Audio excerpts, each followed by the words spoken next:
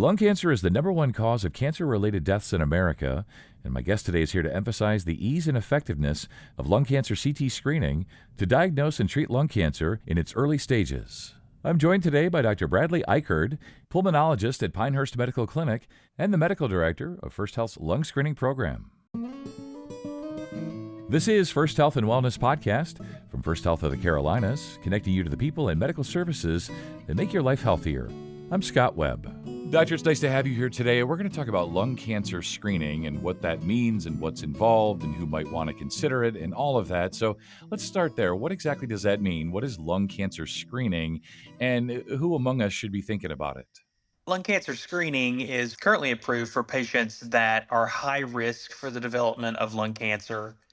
And that particular group are normally folks that have had history of tobacco abuse and have either smoked for approximately what's considered a 20 pack year history, which would be like one pack of cigarettes for 20 years, or two packs of cigarettes for 10 years. So that's how you would calculate a pack year history.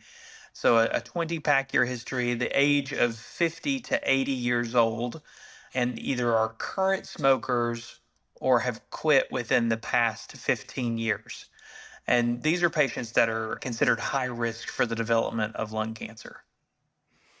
Yeah, and it seems, Doctor, that we talk, especially in what I do here on this end of the microphone, talk a lot about colonoscopies and mammograms, and with good reason, of course. But it doesn't seem like we talk as much about lung cancer screenings. And I'm wondering what your sense of that is. Like, why is that? Why don't we talk about this more? Despite the fact that you and I are Yeah. talking about it now, of course. Unfortunately, lung cancer is somewhat stigmatized amongst that patient population, especially with a history of tobacco use. But when you look at effectiveness of lung cancer screening compared to other options such as mammograms or colonoscopies, lung cancer screening is much more effective. It takes nearly 15 to 1800 colonoscopies on healthy screening adults to find a colon cancer to save one person's life. It takes nearly 900 mammograms to do the same for ladies that are getting screened for breast cancer for the first time. But lung cancer screening, it only takes 320 Hmm. lung cancer screening CTs to save a person's life. So let's talk more then about the low dose screenings, whether they catch cancer earlier, what sort of impact do they have on our care ultimately if we're diagnosed? Ideally, if we can catch lung cancer early, it's curable, which puts patients at a major advantage for minimally invasive surgeries for resection or radiation treatments that are potentially curable in comparison to receiving chemotherapy and treatments, which can sometimes be curable in lung cancer, but often not. The leading cause of cancer related deaths in the United States is lung cancer. Yeah. So if you look at colon cancer, breast cancer, and prostate cancer and combine the number of deaths related to those compared to lung cancer, it doesn't even reach the total number of people that are affected by lung cancer every year in the United States. Sure. So what does the screening involve, right? I sort of throw words around, but I don't know exactly what's involved, and that's why it's great to have you here and your expertise. So what does the screening involve, and is it painful in any way? No, lung cancer screening is completely painless and takes honestly less than 10 minutes. Patients would come in for a low dose CT scan, CT standing for computed tomography, where patients would lay down on a table, pass themselves through the CT scanner, and takes pictures of somebody's lungs.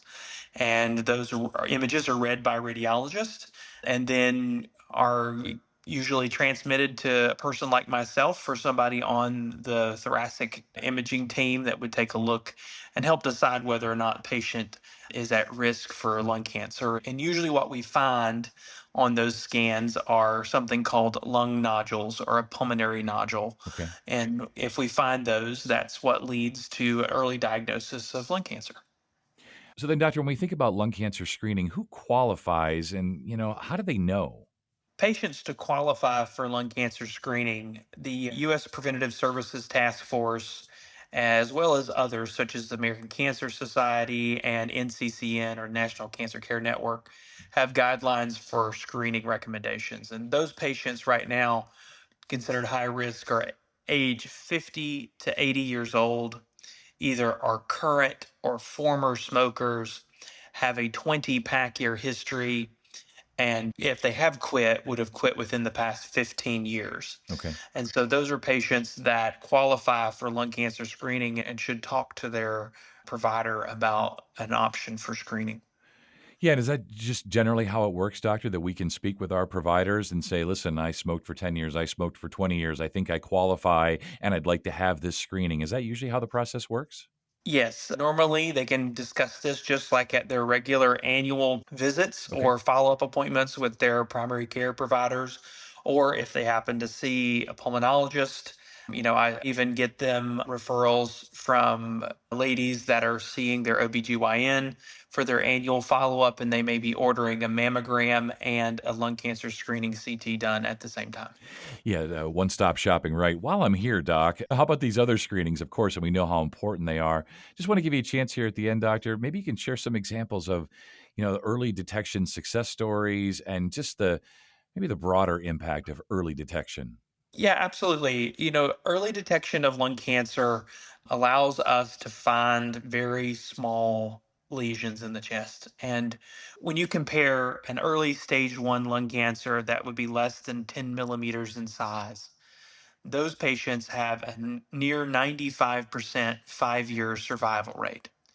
Now, you compare that to a patient that has an advanced stage lung cancer, all comers for those categories, 85% of those patients die within 5 years Hmm, despite treatments. sure.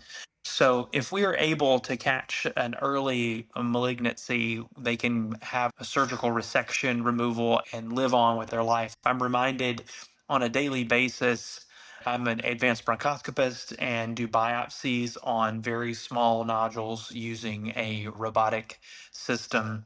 And now, as technology advances, we're able to access smaller and smaller lesions in the chest. And so we're able to do that safely with no cuts, no stitches, no pain. Hmm. Patients have an outpatient procedure, go home the same day. And if we can catch it early, then those folks are able to live out their life. And my team and I at First Health, on average, we're doing at least 20 plus bronchoscopies and biopsies for small lesions every single month. And so we're able to see a significant difference in our outcomes for early stage lung cancer. Yeah. Yeah, I speak with a lot of cancer folks, cancer docs, professionals, experts, and there's a common thread, of course, that early diagnosis is best. But that sounds especially true from what we're hearing from you today when it comes to lung cancer. So appreciate your time and your expertise. Thanks so much. Anytime. I appreciate it. Thanks for having me. And for more information, go to firsthealth.org/lung. And if you found this podcast helpful, please share it on your social channels and check out the full podcast library for additional topics of interest. This is First Health and Wellness Podcast, brought to you by First Health of the Carolinas. I'm Scott Webb. Thanks for listening.